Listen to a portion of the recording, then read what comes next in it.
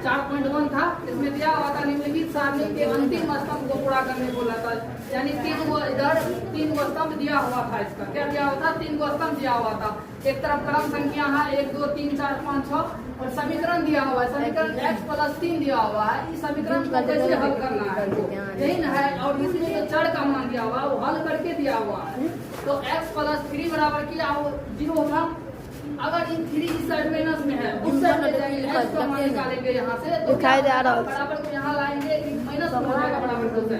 अगर यहाँ पे अगर एक चीज देख लो, अगर कोई चीज मान लो x + 2 है बराबर 0 है, x बराबर लिखेंगे कोई साइड बराबर की साइड प्लस में है तो उस साइड जाएगा तो माइनस में 2 हो जाएगा। उसी तरह x + 7 बराबर 0 था -7 बराबर इस साइड माइनस में है तो उस साइड जाएगा x बराबर क्या हो जाएगा +7 हो जाएगा। क्या होगा यहाँ तक समझी है। तो वही था यहाँ पे x + 3 बराबर 0 x बराबर -4। तो यह संतुष्ट नहीं है। क्यों नहीं संतुष्ट है? क्योंकि x का मान 3 निकाल के दे दिया है। ये दिया हुआ है तुम्हारे बुक में।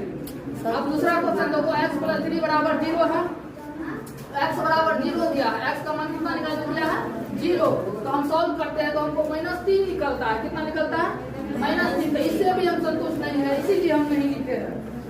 तीसरा क्वेश्चन देखो x + 3 बराबर 0 है, x बराबर -3 दिया है। तो x बराबर -3 तो हमको निकल ही रहा है। x + 3 बराबर x का मान -3 हो जाएगा। इससे संतुष्ट हम है, इसीलिए इसका नहीं लिखे हैं। अगला देखो x - 7 बराबर 1 दिया हुआ है, यहाँ पे x बराबर 7 दे दिया है। अब इसको हम हल करके देखेंगे कि चर का मान x बराबर 7 निकलता है कि नहीं निकलता है।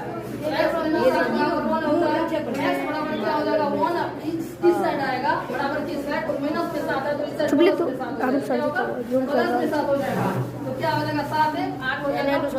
यहाँ पे का मान कितना दिया था नहीं है, गलत है। अगला देखो x - 7 बराबर 1 है और x बराबर 8 दिया है। हमको निकाल रहे हैं x - 7 बराबर 1 x बराबर 1 + 7 तो 8। तो 8 दिया हुआ है यहाँ पे चर का मान और हमको भी 8 निकल रहा है। तो इसे हम संतुष्ट है क्योंकि दोनों का आंसर सेम मिल रहा है। अगला देखो 6 नंबर में देखो 5x - 25 5x बराबर 25 है, x बराबर 0 दिया है। अब हम इसको सॉल्व करके देखेंगे x बराबर 0 निकलता है कि नहीं निकलता है। तो 5x बराबर 25 था, x का मान यहाँ से निकालेंगे 25 को 25 गणने देंगे 5 गुना में उस साइड जाके क्या हो जाएगा भाग में जाएगा।